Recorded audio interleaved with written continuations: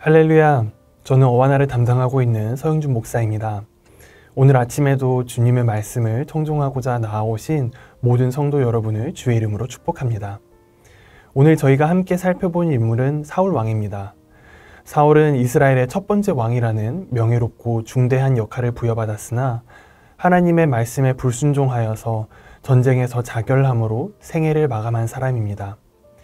오늘의 본문을 한번 같이 읽어보도록 하겠습니다. 사울이 사무엘에게 이르되 내가 범죄하였나이다. 내가 여호와의 명령과 당신의 말씀을 어긴 것은 내가 백성을 두려워하여 그들의 말을 청종하였음이니이다. 우리는 사울 왕에 대해서 불순종한 왕이라는 이미지를 가지고 있지만 사실 그는 처음부터 오만한 사람이 아니었습니다. 사울은 준수한 용모를 가졌고 모든 백성보다 어깨 위만큼 키가 컸다 라는 말은 모두 잘 알 것입니다. 하지만 그는 아버지의 잃어버린 암나귀를 찾으러 정말 부모님께 순종하는 사람이었고 아버지가 걱정할까봐 염려하기도 하고 자신의 미약함을 고백하는 겸손함을 가진 사람이었습니다. 그런 사울과 백성에게 사무엘은 이것만큼은 지키라고 합니다. 너희는 여호와께서 너희를 위하여 행하신 그 큰 일을 생각하여 오직 그를 경외하며 너희의 마음을 다하여 진실히 섬기라. 만일 너희가 여전히 악을 행하면 너희와 너희 왕이 다 멸망하리라. 사울은 외모와 인품도 모두 훌륭한 사람이었습니다. 그렇기 때문에 이스라엘의 첫 번째 왕으로까지 기름 부음을 받았겠죠. 하지만 그는 왜 이후에 하나님께 불순종하는 죄를 범했을까요? 그 이유는 사울이 하나님보다 사람을 두려워했기 때문입니다. 두 번의 사건으로 사울의 불순종을 성경에서는 기록을 하는데 첫 번째는 사무엘상 13장에 자신의 판단으로 율법을 어겨서 하나님께 제사를 드린 장면입니다. 이때는 사울 왕이 40세로 이스라엘 왕이 된 지 단지 2년밖에 안 됐을 때 일어난 일입니다. 블레셋이 군대를 모으고 이스라엘을 공격하려고 했을 때 사무엘은 7일간 기다림을 준비하라고 했습니다. 왜냐하면 우리가 의지할 것은 하나님이시고 하나님께서 우리의 왕이시기 때문에 제사를 드린 후에 전쟁에 나가기 위해서였습니다. 사울은 왕으로서 전쟁에서 이스라엘을 이끌 권한을 가지고 있었지만 번제와 희생제사를 드리는 것은 제사장이 하는 일로서 율법에 규정되어 있었기 때문에 사무엘을 기다리고 있던 것입니다. 사울은 사무엘이 정한 기한대로 이래 동안 기다렸다고 성경에 나옵니다. 사무엘이 길갈로 오지 아니하매 백성이 사울에게서 흩어지는지라. 사무엘이 이르되 왕이 행하신 것이 무엇이냐 하니 사울이 이르되 백성은 내게서 흩어지고 당신은 정한 날 안에 오지 아니하고 블레셋 사람은 믹마스에 모였음을 내가 보았으므로 이에 내가 이르기를 블레셋 사람들이 나를 치러 길갈로 내려오겠거늘 내가 여호와께 은혜를 간구하지 못하였다 하고 부득이하여 번제를 드렸나이다 하니라. 사울은 사무엘이 명한 7일을 기다리긴 했습니다. 분명히 순종을 하긴 한 것입니다. 하지만 자신에게서 사람들이 떠나간 것을 무서워했기 때문에 그 순종은 반쪽짜리 순종이 되었습니다. 그리고 반쪽짜리 순종은 결국 불순종이었고요. 나의 의도는 기본적으로 하나님을 신뢰하려고 하고 이 세상의 통치자 그리고 이 전쟁을 이기게 하실 분이 하나님임을 또 알고도 있고 제사와 예배도 드리려고 하고 나는 하나님을 믿는 사람이지만 정말 깊은 사울 왕의 마음 그리고 나의 뿌리 깊은 곳에서는 하나님을 경외함보다 사람을 두려워함, 즉 사람을 경외하고 있었습니다. 하나님께서 통치하신다고는 하지만 하나님이 나를 어떻게 바라보실까 보다 사람의 평가가 더 두려움으로 다가왔던 것이었습니다. 두 번째로 사울은 아말렉을 진멸하지 않고 살아남겨서 불순종하는 죄를 하나님께 범했습니다. 하나님께서는 아말렉 족속의 남녀노소 모든 가축과 소유를 전부 진멸하라고 하셨는데 아각 왕과 기름진 것과 모든 좋은 것은 남기고 내가 판단하기에 가치 없고 하찮은 것만 진멸했습니다. 여기서도 볼 수 있듯이 사울 왕은 부분적으로만 순종했습니다. 아말렉 족속은 에서의 손자인 아말렉의 후손으로 아직 완전한 전투 능력도 갖추지 못한 이스라엘을 기습 공격하는 위협적이면서 매우 호전적인 족속이어서 하나님께서는 예로부터 이 족속을 진멸하겠다라고 성경에 적어 오셨습니다. 이들은 단순히 백성을 위협한 게 아니라 이스라엘을 통한 하나님의 구원 계획을 위협한 것으로 이스라엘을 넘어서 하나님의 대적이기도 했습니다. 그러므로 내 하나님 여호와께서 내게 기업으로 주어 차지하게 하시는 땅에서 내 하나님 여호와께서 사방에 있는 모든 적군으로부터 내게 안식을 주실 때에 너는 천하에서 아말렉에 대한 기억을 지워버리라. 너는 잊지 말지니라. 하나님께서는 아말렉 족속에 대한 것은 기억조차 하지 않도록 모든 것을 진멸하라고 하신 것입니다.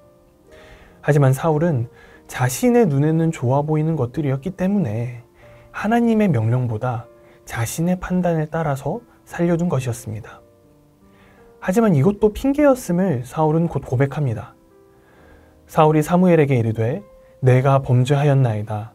내가 여호와의 명령과 당신의 말씀을 어긴 것은 내가 백성을 두려워하여 그들의 말을 청종하였음이니이다.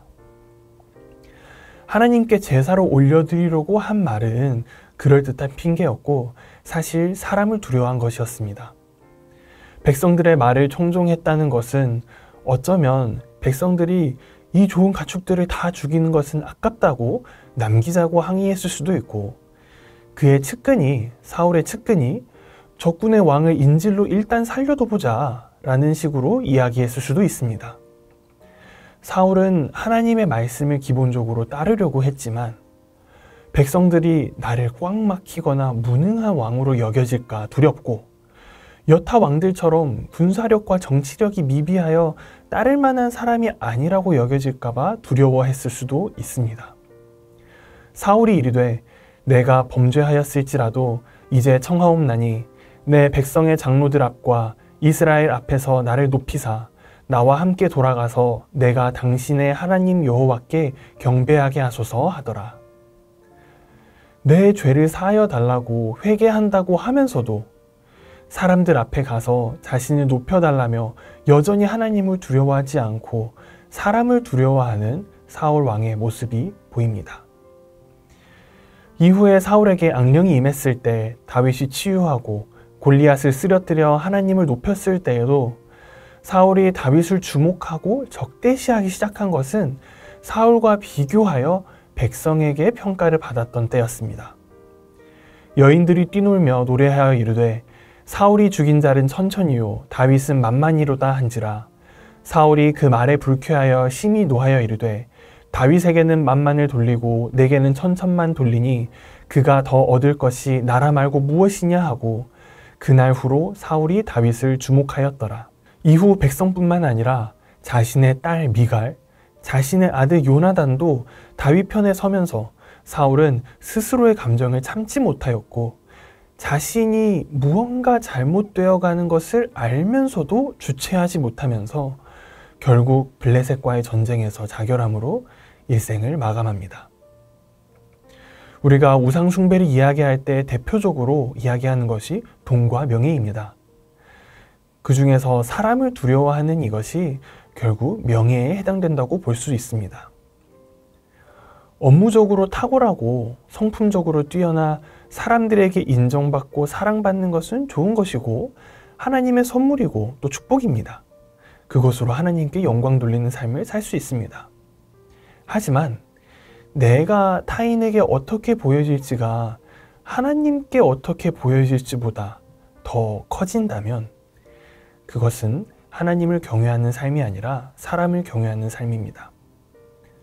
내가 최선을 다해 살고 사람을 열심히 사랑하는 것이 다른 사람에게 잘 보이기 위해서라면 나는 그 다른 사람의 평가를 우선시하면서 그 사람을 경외하고 삶을 살아가는 것이고 똑같은 행동을 해도 내가 이 행동을 하는 것이 하나님께서 나를 어떻게 바라보실까 싶어서 행하는 것이라면 그것이 바로 하나님을 경외하는 삶입니다.